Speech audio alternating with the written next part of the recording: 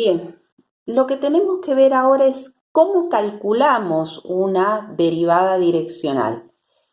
Como definición, toda derivada es el límite de un cociente incremental. Entonces, la derivada de la función en el punto P y en la dirección del versor U es el límite del cociente incremental, es decir, sería el límite para h tendiendo a 0 de la función incrementada menos la función sin incrementar sobre el incremento. Como les había dicho anteriormente, entonces x equivale a x0 más HA, ¿sí? Esto me representaría mi delta x, precisamente x menos x0 es delta x y esto sería mi delta y, es decir que y es y0 más hb, Entonces tendría mi delta x y mi delta y, ¿sí? Entonces, el límite de este cociente incremental, si ese límite existe, equivale a la derivada de la función. Y geométricamente recuerden que es la pendiente, la recta tangente a la curva en un punto, ¿sí? Ahora, ¿cómo vamos a hacer para calcularla? Porque nosotros cuando calculamos una derivada lo hacemos a través de sus reglas.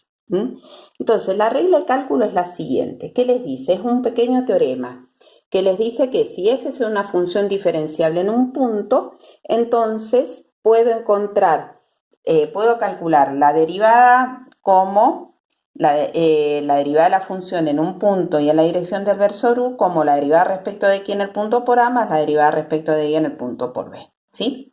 Bueno, ¿cómo vamos a demostrarlo? Bien, si la función es diferenciable significa que cumple con el teorema de aproximación lineal. ¿Eso qué implica? Que el incremento de la función delta z es igual a la derivada respecto de x en el punto por delta x más la derivada respecto de y en el punto por delta y más epsilon 1 delta x más epsilon 2 por delta y. Recuerden que cuando una función era diferenciable, era que cumplía con el teorema de aproximación lineal, tenía derivadas parciales y eran continuas y tenía plano tangente único en un punto. Bueno, yo lo que ocupo en este caso es que cumpla con el teorema. ¿Qué vamos a hacer? A esta expresión, que es la del incremento, lo vamos a dividir por h, que sería el incremento de la variable, y aplicamos límite, ¿sí? Entonces, ¿qué tendríamos? Límite para h tendiendo a 0 de el cociente incremental, es decir, delta z sobre h.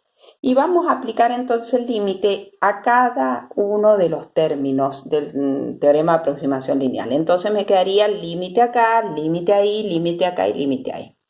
Ahora, ¿qué pasa? La derivada respecto de x en el punto es una constante. Cuando yo calculo este límite me queda 0 sobre 0. ¿Por qué? Porque recuerden que delta x, que es esto, es x menos x0, es de h veces a.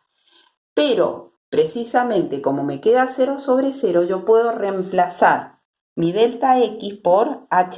Si yo lo reemplazo, simplifico las h, me va a dar entonces el valor a. Acá va a pasar exactamente lo mismo. Yo cuando aplico el límite, esto es una constante y mi delta y es h veces b. Entonces, en realidad cuando aplico el límite me queda 0 sobre 0, pero al ser delta y h veces b, entonces puedo simplificar las h, por lo tanto el resultado sería b. Y en este caso, ¿por qué me queda 0? Porque lo que me dice es, el teorema es que epsilon 1 y epsilon 2 van a tender a 0 si delta x y delta y tienden a 0.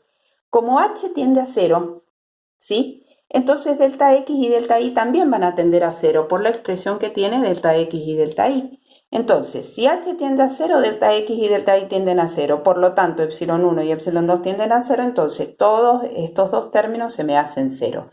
¿Qué significa? Entonces, que la derivada de la función en el punto va a ser igual a la derivada respecto de x por a, que sería la primera componente del vector u, más la derivada respecto de y por b. Ahora, como a y b son componentes del vector que sería en la dirección en la cual estoy calculando la derivada, yo podría suponer que estos dos representan también las componentes de otro vector, tal que toda esta expresión sea un producto escalar, ¿sí? Entonces, a ese vector lo voy a llamar gradiente de la función en un punto. Entonces, la derivada direccional también puede expresarse como el gradiente de la función en el punto multiplicada escalarmente el vector director. Y de esa expresión también lo que podríamos encontrar entonces sería la derivada direccional máxima. Es decir, sabiendo que la derivada direccional equivale al gradiente, ¿sí?, multiplicado escalarmente el versor u, ¿sí? Sabemos que el módulo de un producto escalar equivale a el módulo del primero por el módulo del segundo por el coseno del ángulo que forman, ¿sí? Coseno del alfa. Entonces, el módulo del versor es 1. Por lo tanto, la derivada direccional me queda directamente igual a el módulo del gradiente multiplicado por el coseno del ángulo. Pero la función coseno es una función acotada, que va entre el valor menos 1, ¿sí?, y 1. Por lo tanto, el máximo valor que puede tomar es cuando el coseno vale 1. Y si el coseno vale 1, significa entonces de que, acuérdense que alfa era el ángulo entre el gradiente y u. Entonces significa de que el gradiente con el versor u son dos vectores paralelos y en la misma dirección.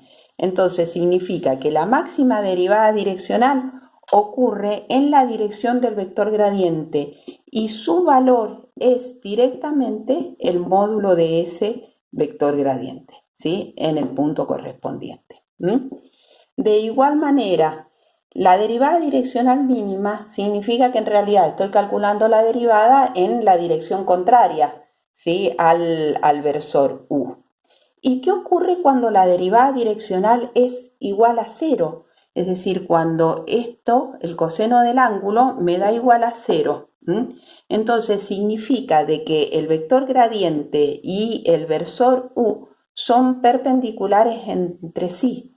Y que una derivada que me dé 0, ¿qué implicaría? Que es una constante.